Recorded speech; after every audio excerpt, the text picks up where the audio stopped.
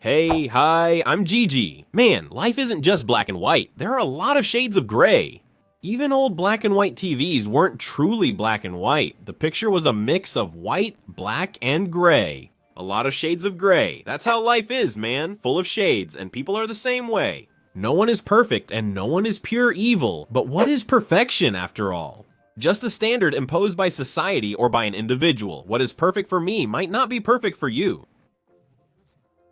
In a world where these standards are imposed by others, and we try to fit in with the crowd as much as we can, even if in reality we don't identify with the person we show, the person we pretend to be. There might be people untouched by evil, with pure and clean souls. On the other hand, there may also be truly evil people, psychopaths in every sense of the word. And I don't know why, but I think there are a lot more of them than there are good people with a pure soul. But in most cases, people are just the sum of their actions and memories, a mix of good deeds and bad ones. A dish that's both salty and sweet at the same time, the one above and the unclean combined, a kind of piccolo Satan because one cannot exist without the other. Man is but a shade of gray in the universe's vast palette, and that's what makes us special and unique, brother. If we were all the same, it would be really boring. I talked in the last story about two colleagues, Karina and Viorel, both shades of gray. If Karina had lived 500 years ago and acted like this, she probably would have been stoned. In the 2000s back then, she was seen as a troublemaker, and probably nowadays she would just be considered an independent and strong girl. Everything depends on context, on those standards imposed by society, and on the time we live in. But there are some things that never change, at least I hope so. Those who break the law are bad people, whom we should avoid, and generous, cheerful, kind people are good. They only want what's best for us. But is everything truly black and white, or are there shades of gray that have drifted willingly or not to one extreme or the other? While I was writing the story last time, I remembered another one from the same period, so we'll go back again to my high school years, specifically to the 10th grade. It's a slightly sadder story, at least from my point of view, but I hope you can learn something from it and understand that a crazy bunny is more dangerous than a lion or two lions. From a lion, whether it's crazy or not, you stay away, you don't hang around it. Bunnies seem harmless until one jumps at your throat, but let's get to the story. I was in the 10th grade, a pretty difficult and confusing time for me. I was still feeling the effects and recovering after the car accident. Before the accident, I was lost and confused, relying heavily on my physical strength, especially my right fist. I was confident in my ability to defend myself if needed in most situations. I was that guy who liked jokes, understood them, but only up to a point. What's up, poor guy? Fine, you dumb stick. Get me a pack of cigarettes too. Forget it, I'll come with you if you want. I'll give you 2 lei. That was the limit, bro. I'd give him a cold look, and if he kept going, things would get ugly. If not, he'd get a black mark, and when enough of them piled up, the animal in me would come out.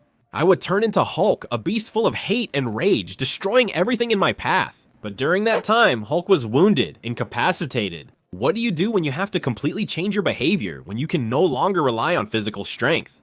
Over time, you learn to be calmer, to control your emotions, to attack with words, not fists, and to choose your friends more carefully.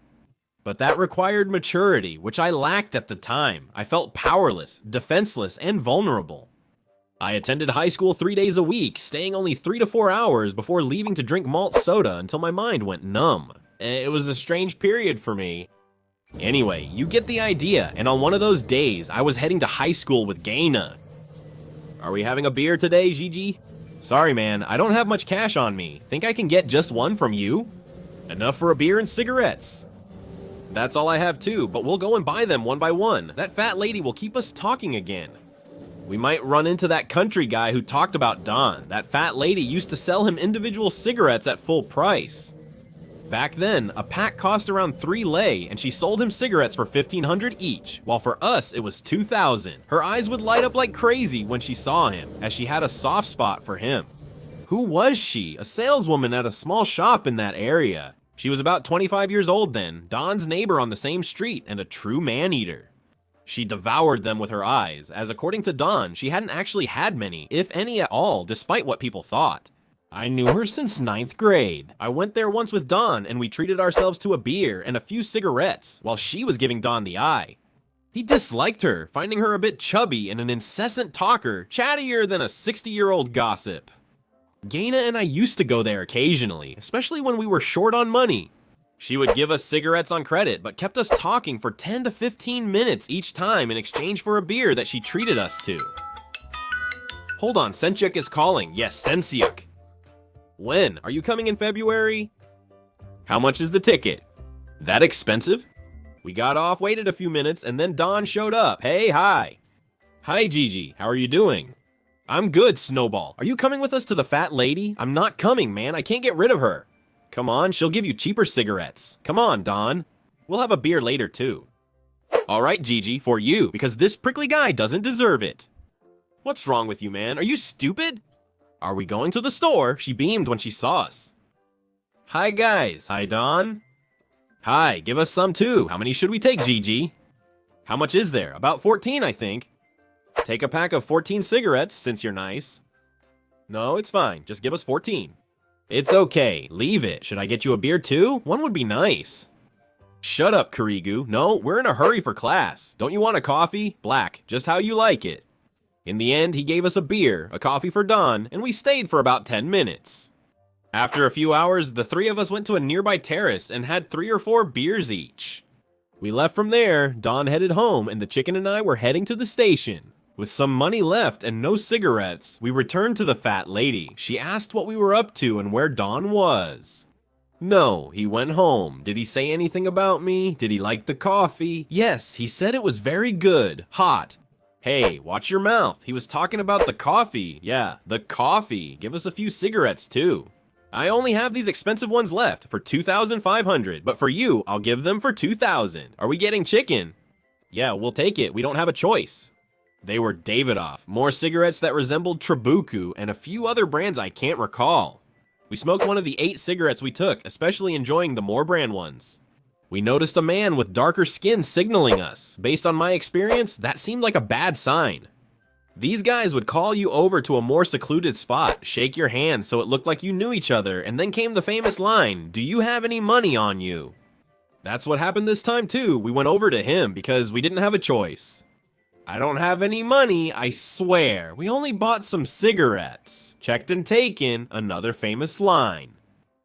Search me, I have nothing. I have 50,000. Give it here, hurry up. Come on, do I have to beg you? I was stunned. He acted foolishly, like a chicken, and lied about not having money despite us supposedly sharing everything. He gives me the money, then slaps him on the back of the head and lets him go. Don't say anything or I'll cut you. Get lost, chicken. He looks at me. Are you sure you're okay? I only have 3 cigarettes left. I show him the cigarettes. He takes one, says more. That idiot is your classmate. He lets me go. I go to the bus stop next to the chicken silently. When I got off, I just greeted him. After that, whenever we had money after class, we'd buy some of those more cigarettes. The chicken bought me a few beers the next day to make it up to me. And a few days go by and we see that guy again. He was at the bus stop. That's him at the stop, Gigi. He won't do anything to us. There are people around. I'm not coming, man. I'll take the minibus. I'll get you a ticket. No, man. I'm not coming. He can't do anything to me. The chicken takes the minibus. I'm heading to the bus stop, far from that guy. The bus was delayed and the guy approached me, as if intentionally. A man approaches me and asks if I have those good cigarettes. I confirm and offer him one. I just gave him a cigarette. He thanked me and left. As I mentioned earlier, I didn't spend much time in class back then. Usually, after 3 or 4 classes, I would head home, and most of the time I was alone. 2 or 3 times weekly, I'd see this guy at the bus stop when I was leaving. At first, I was unsure about his behavior, but after a few weeks, rumors spread at school about drugs being sold nearby. Several people were already using. They posed a significant risk. Who are they, man, from around here? No, Gigi, there's one from here and a few from Bucharest, from an unknown clan. Why doesn't the police arrest them? They're all involved, Gigi. They always come to the club at night. That day, I went with Don for a beer. When passing by, we encountered Rafaelo, the guy with the cigarettes. What's up, man? Do you have those cigarettes? I only have Pall Mall if you want. We'll talk later. I'm busy. Don was speechless and terrified. Do you know who that is, Gigi?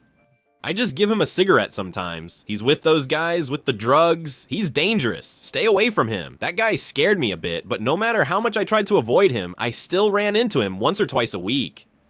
After a while, we became friends. He would give me cigarettes when I didn't have any. We'd talk about this and that. I got along well with him. He seemed like a good guy. One day, we got in the car and it was more crowded than usual. There was only one free seat left. "Let's sit down," I said. I go to sit on a chair. "Let's sit here." Two guys were already sitting on those seats. They were from another high school in the area. "Get out of here. Are you talking to us, man?" I was really thinking, watch, there's going to be a fight, and my hand was messed up too. "But what fight, man?" Rafaelo pulls out a knife. "What knife?" It was actually more like a machete, and he yelled at them, "I'll cut you, I swear on my mother." The guys vanished instantly, taking half the car with them. The car contained Manchi, Aline, and a few other guys from my high school. We took our seats and acted normally. The following day at school, everyone stared at me, almost fearfully. Honestly, I felt good in a way. I felt like I had regained my self-respect. Nobody dared to look at me the wrong way. Hey, Gigi, be careful with that guy." "Me, he's a good guy. Don't get yourself into trouble. Stop hanging out with him." "No, what do I have to do with it?" I was scared a teacher might see me with him since a few took public transport. If he pulled that knife stunt again, I'd be expelled the next day. But after a while, I became pretty good friends with him, and when there was a teacher in the car, I would ask him not to make a scene or anything, or if he did, not to involve me. Over a couple of months, he shared more about his life. He belonged to Pantalemon's most notorious clan, based at the end of 14. I won't name him, but you likely know who I mean. He was sort of a pawn, sent ahead. His father, a distant cousin of the clan leader, was like a soldier. Disobeying orders meant elimination. He was about 19 years old at the time. He had just finished high school after his parents pleaded with the clan leaders. But he had no choice, so he started working. He wanted to attend art school, being skilled at drawing. He fled but was swiftly apprehended and beaten extensively. He spent a month in the hospital. If he tried that again, he risked losing his parents and his life, as per the clan's rules. He had to sell powders, start from the bottom, and work his way up the hierarchy. He was from the family, but as punishment, he had to take public transportation instead of being a lower boss. Anyway, until I finished 10th grade, we used to meet a few times a week and talk, sometimes for 2 or 3 hours. When I had cigarettes, we smoked mine. When he had them, we smoked his, and so on. Around there, things were going well for them. In our high school, there were at most around 10 people with white nostrils and shot-up veins, though there were plenty more elsewhere. Summer vacation arrives, passes, and 11th grade begins. For me, it was a restart, a new beginning. My confidence was at 100%, my hand at 90%. I no longer felt useless and defenseless. I meet Gaina in the car. "Drink today?" "Yeah, let's see what Grassa is up to." Maybe she hooked up with Don, you never know. No, he already has an ugly girlfriend. We arrived at the store on Beacon Street, but the fat girl wasn't there. Instead, there was a bald 40-something guy with a belly. We didn't even go in there anymore. We're meeting up with Don too. "Where's the fat girl, country boy? Did you take her home?" "No, man, she doesn't work here anymore." "Why, man?" "Wasn't it hers?" "No, Gigi, it belonged to her dad. He's selling it now." Later, when I'm alone with Don, he told me what really happened. Do you know what that crazy woman did? She went into Ion's house, took off her clothes, and waited for him on the bed. Are you insane? What did he do? He found and kicked her out, despite being married. The woman returned half an hour later and stabbed him, nearly killing him. Her father took her to the mental hospital.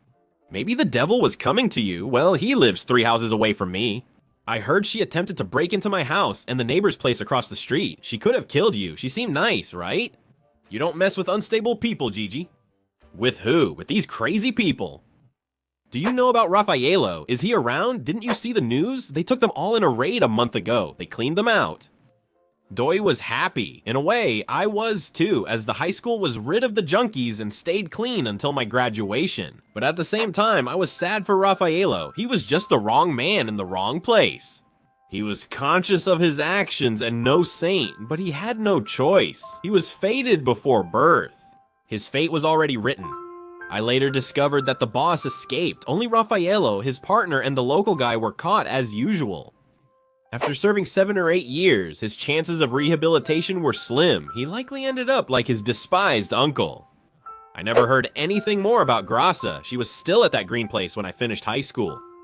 Rafaelo was like a ferocious, violent lion. He would roar, baring his teeth and claws. You knew you had to stay away from him. You didn't get into conflict with him. But the fat one was like a bunny, chubby, cute, friendly, talkative. What harm could he do to you? But when the bunny goes mad, you try to pet him and he scratches you because you don't expect it. So sometimes he can be more dangerous than a lion. A lion's life demands many sacrifices. It's better to be a little lamb, but safe and unharmed. And no matter how low you are, no matter how broken, hopeless, or depressed, don't do drugs, brother. Don't do drugs. Only weak people do that. We are strong. You are strong. Until next time, we'll meet when we see each other. Bye.